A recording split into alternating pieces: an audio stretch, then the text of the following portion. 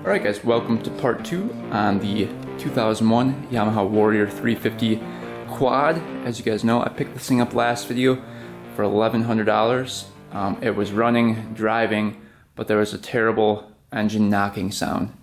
So last video we went through the valves and adjusted those, and the knocking sound went down, but it didn't go down completely. So we tore into the top end of the machine and I got it all the way down to the crank.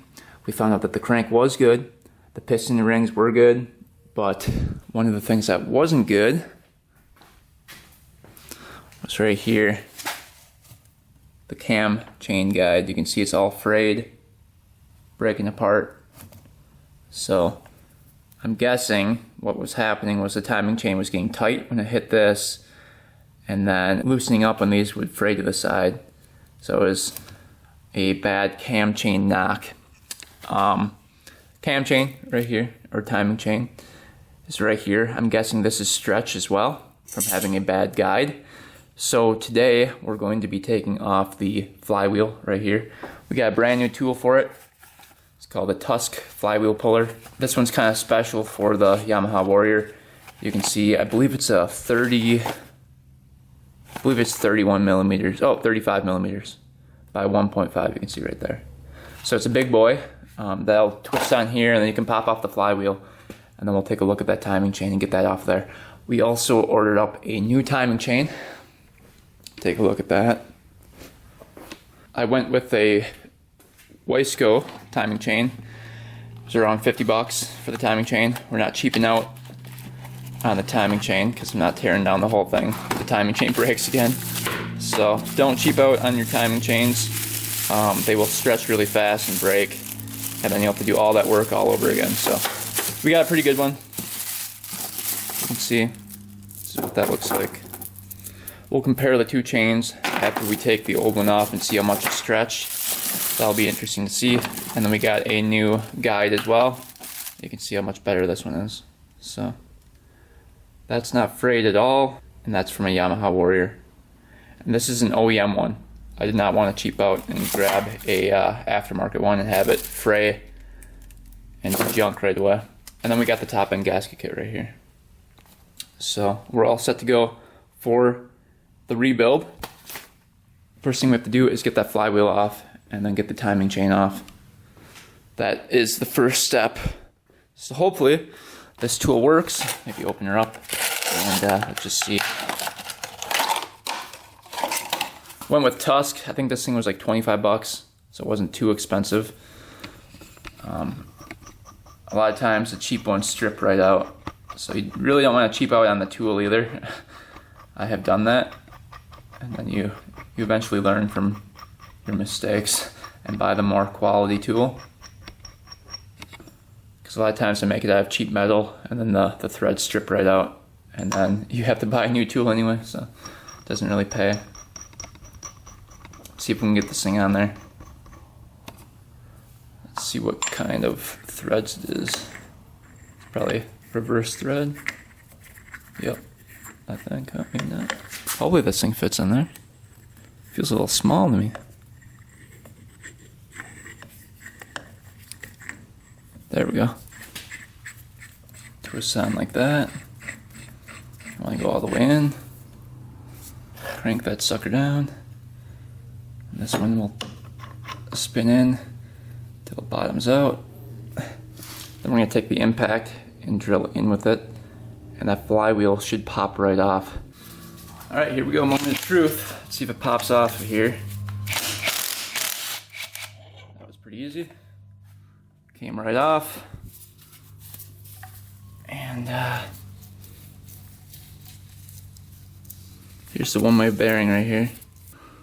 So we'll take a look at the one-way bearing in a little while. I'm just going to get the rest of these gears off of here. And the timing chain out. So this should slide right out. Be careful of the woodruff key. I'll lose that.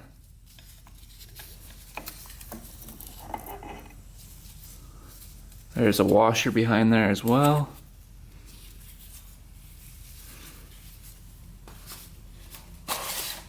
And then here is how the timing chain guide comes off. You can see just held on by a couple bolts right here, a couple 10 millimeters. And this whole thing will come right out. Pretty easy. And the timing chain basically comes off like that. And here is the old one.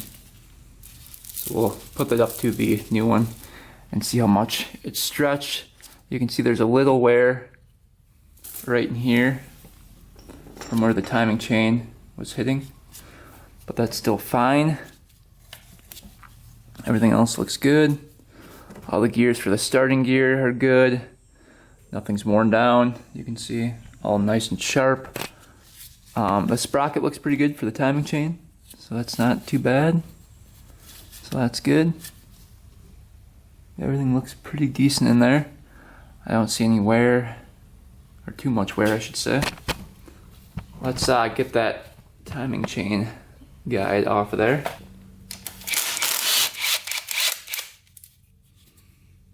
And you probably want to put a little Loctite on those.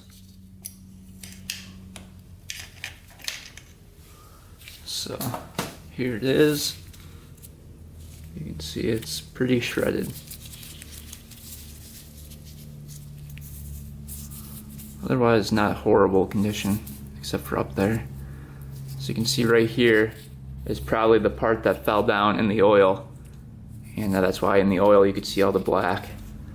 So that was just getting eaten up by that chain and probably loosening over time.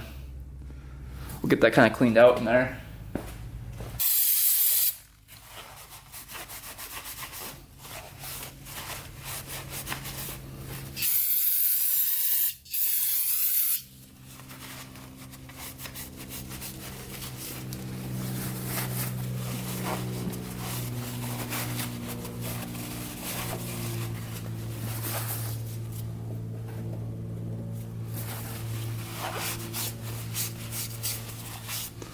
Alright, then we'll get the new guide in. Alright, new guide going in. Just like that. We're going to put a little Loctite on the bolts, just so that we don't have to worry about those coming off.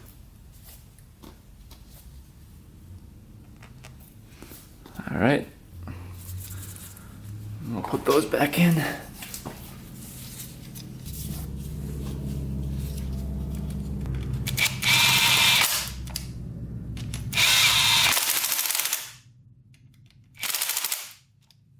Alright, new guide is in, it's looking good.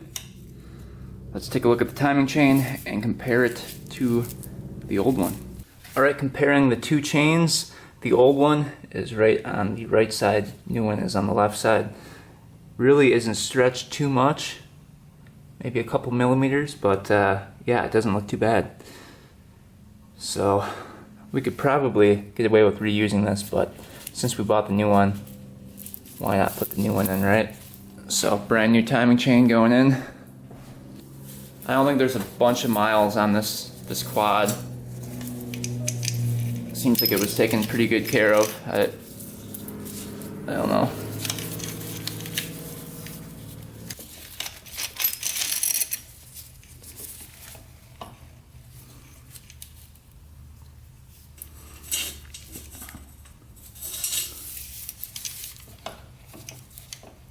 Feels pretty good.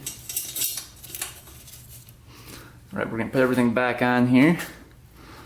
Unfortunately, the one-way bearing did not come, but we can still check out and see if that's working alright or not.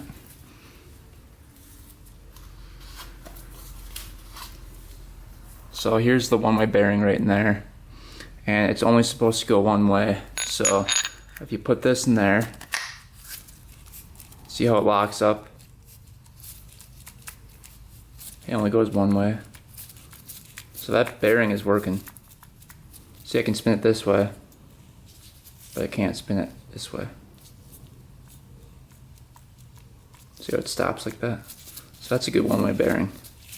So we might have a problem with just the starter. See how it's stopping? You can spin it all day that way, but then as soon as you go to the right, you can't do it. So the one-way bearing looks fine. I'm guessing it's a cheap aftermarket starter in here. So we might have to buy a new starter instead of the one-way bearing. That's how you test the one-way bearing.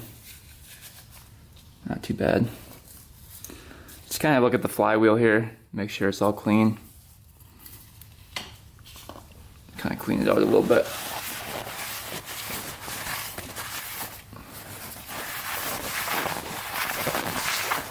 Make sure there's no metal shavings on it or anything before we throw that guy back in there. Alright, bearings look good, everything looks good. Alright, so this one goes down first, like that. And then this one goes in here.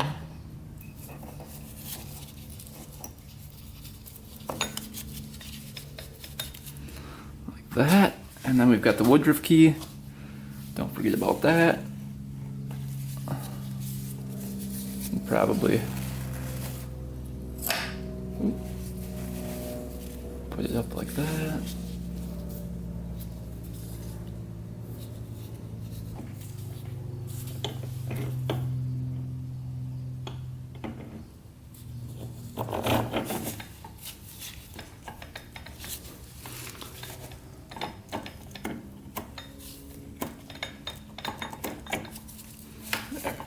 That clipped in right there.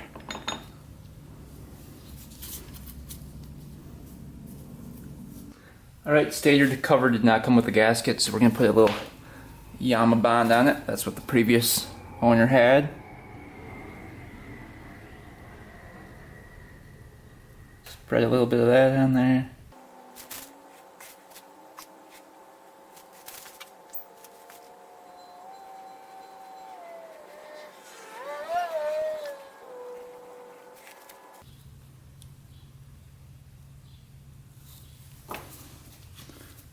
Alright, that looks pretty good.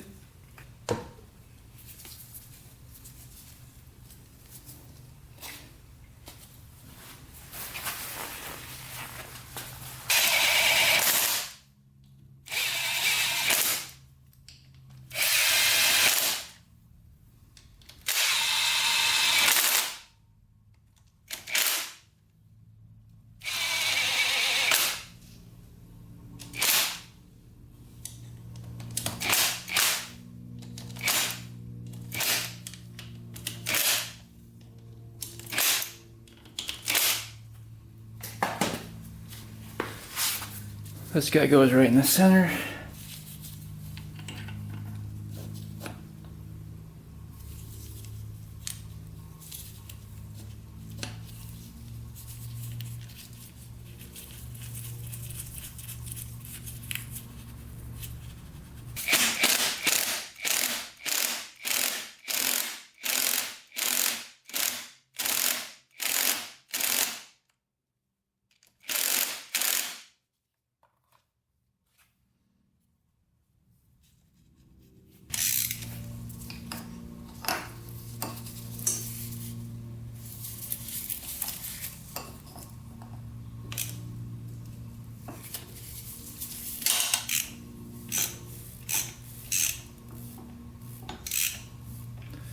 Nice and smooth.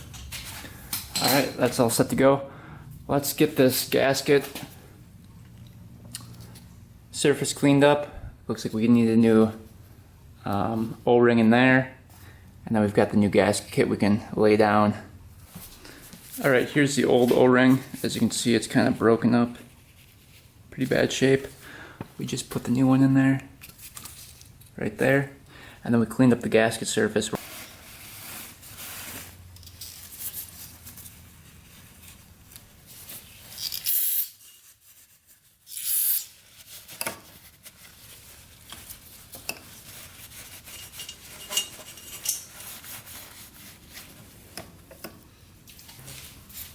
I put a little Yamaha bond down for reassurance here.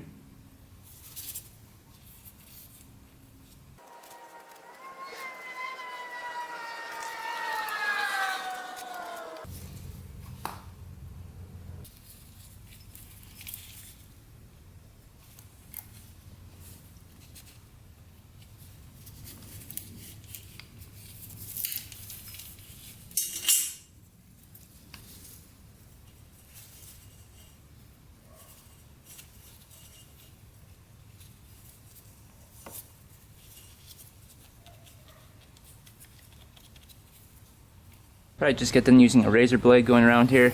Got a new gasket here.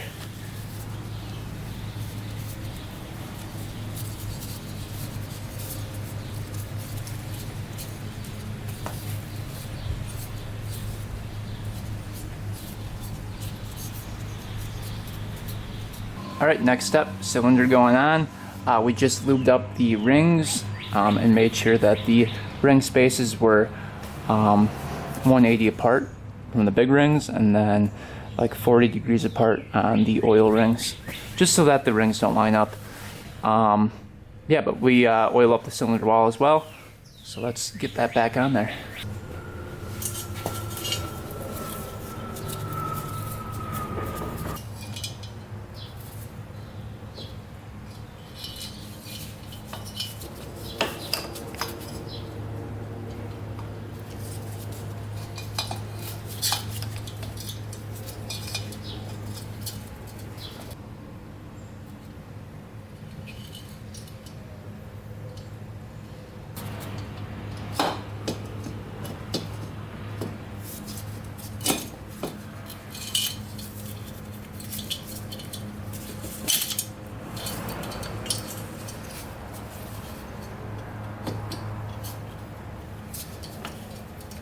Alright, cylinder is on.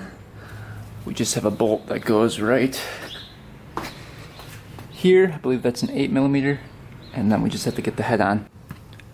Alright, we got the gasket on there. Time to get the head on. This one might be a little bit tricky to get on.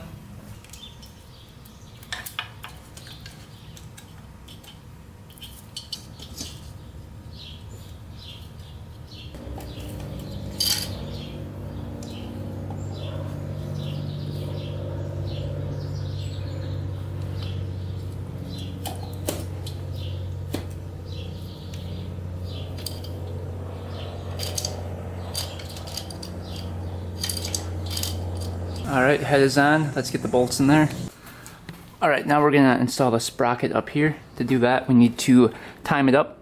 And we've got it set to top dead center right there. See if you guys can see the T right there. It's going to line up with the notch right there. And then for the sprocket, we're going to point it up and line it up with this arrow right here. Sprocket, so...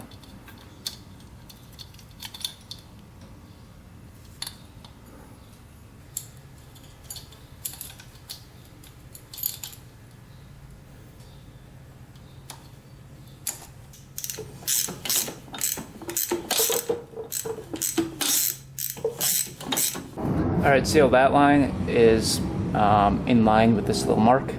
That's where we're supposed to be. We see the T right down there. A little hard to see.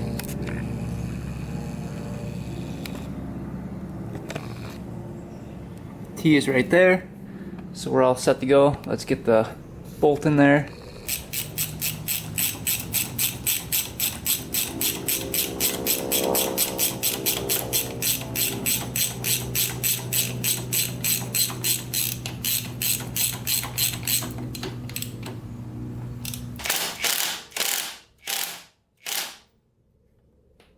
Alright, torque specs for the head, 29 foot-pounds on the big bolts right here, and then, what was it, 14 foot-pounds on the two Allens right here.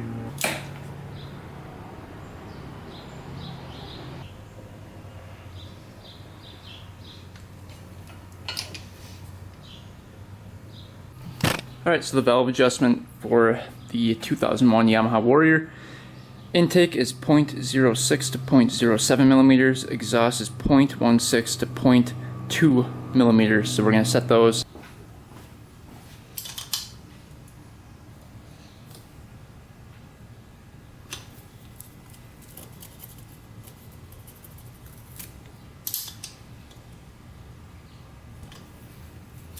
Alright, that one's perfect. Then we'll do the exhaust. Alright, time to get the timing chain adjuster in. We clicked it back a couple, so this is going in and out like that. I'm just going to set it to right there, and then when you put the spring in like this, it will automatically tension to where it needs to be. So let's put that in there.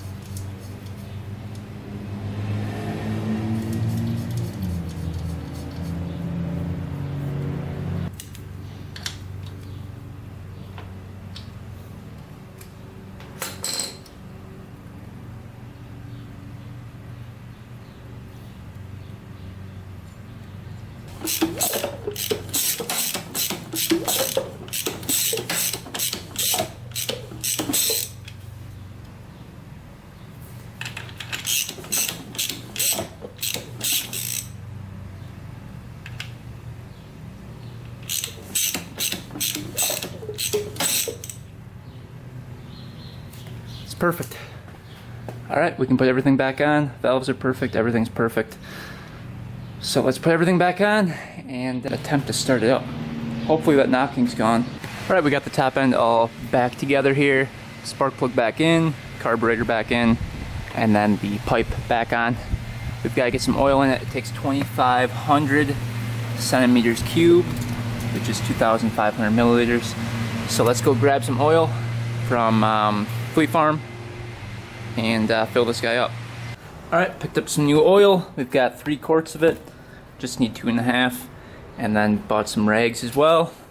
And then you already know, some brake cleaner for cleaning some stuff up.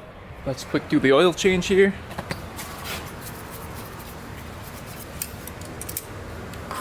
Let's see if the plug is in.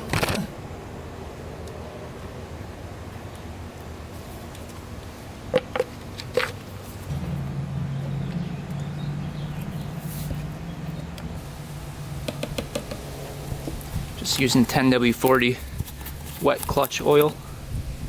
This was like $6 a quart. So we're looking for leaks around here. That's the main source of a leak, because oil actually does go in here. So we'll have to watch that, but we've got 1.5 more quarts to go.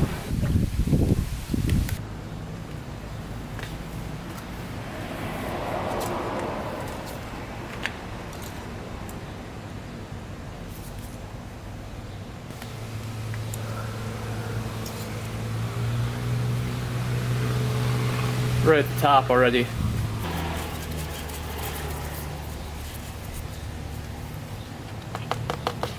Alright, we got the gas sink on, gas going to the carburetor. We're going to attempt the first start. Hopefully it starts up here.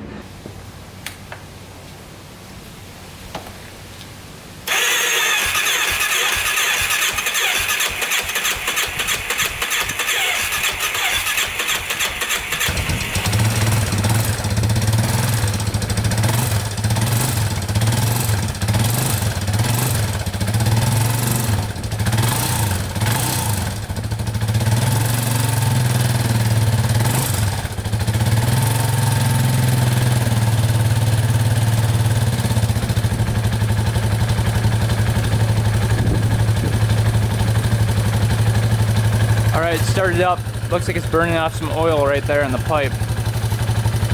But it sounds pretty good. I don't hear any knocking.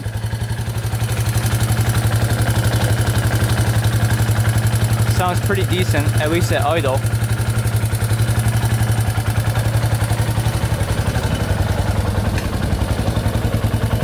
There's like a very, very slight tick, but I think all of the machines have that, so.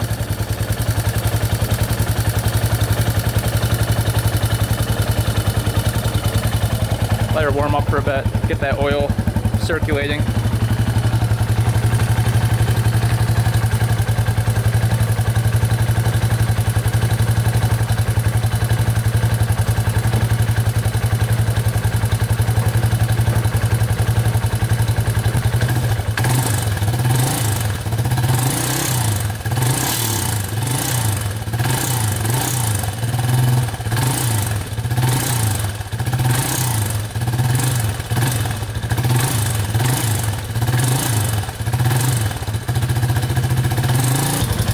We probably do need to get a new starter for it. That's probably the only thing left. But it starts pretty good. We'll turn her off and check the oil here.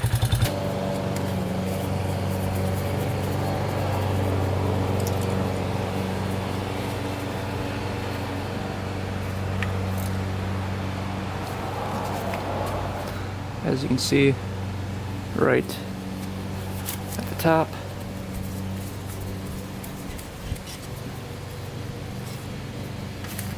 Alright, definitely enough oil in it. Alright, so far so good. Sounding pretty quiet at idle. There is a little knock or shaking going on in the frame. You can hear it sounds like the pipe is hitting the frame.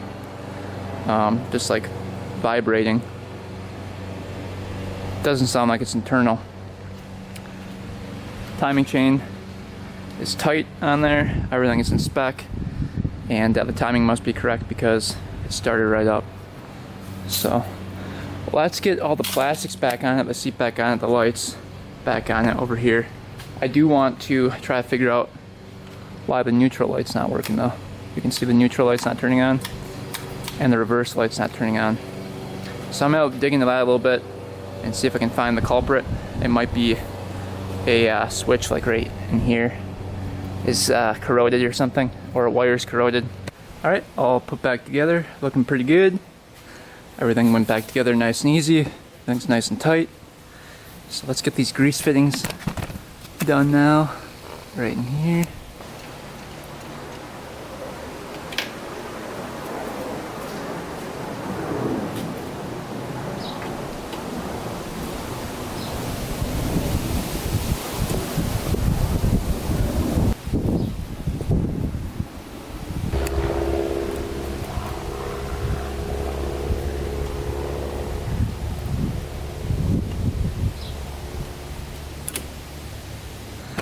Alright, so I could not get the neutral light to work, but I got the reverse light to work. So when we go in reverse, it does work. So turn it on. I'm getting power to the neutral wire down there, but not to up here. So I'm guessing there's a break in the wire going up to the neutral light, but the wire is in the whole wiring harness. I'm not going to tear apart the whole wiring harness just so the neutral light works, but reverse works. Got that to work. You can see lights up when you put it in reverse. So that's good, at least one thing works. And then the lights all work here. So that's good. Gotta paint up the pipe yet with high temp paint. But other than that, this thing's pretty much done. We're gonna start her up, warm her up for a bit, and then take it for a quick ride in the backyard. See if reverse works, see if forward works, see if it has some power. And then we'll go up to my parents and rip it around for a bit.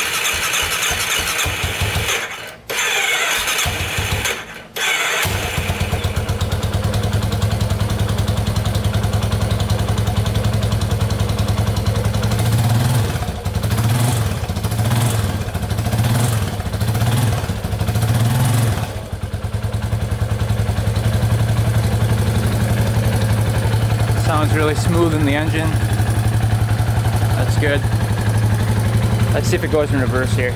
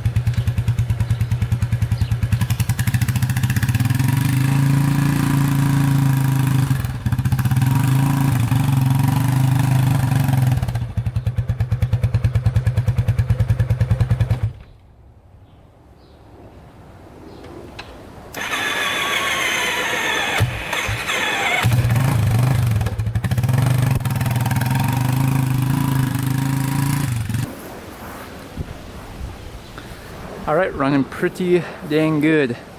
No knocking sounds going on. So I think we fixed it. So that wasn't too bad. Just replaced the timing chain and timed it up, changed the oil, and this machine is pretty much done. Next video, we'll paint the pipe and then take it for a nice long ride, really test her out, make sure she runs good, hit some trails, attempt some wheelies, and this thing will be done. Hopefully you guys enjoyed the video. It wasn't too bad. If you guys have a knock, I would check the timing chain, the valves, make sure those guides aren't all chewed up, because my knocking came from the guide. So anyway guys, thanks for watching, thanks for subscribing. Stay tuned for next video when we test this thing out, and until next time, we are out.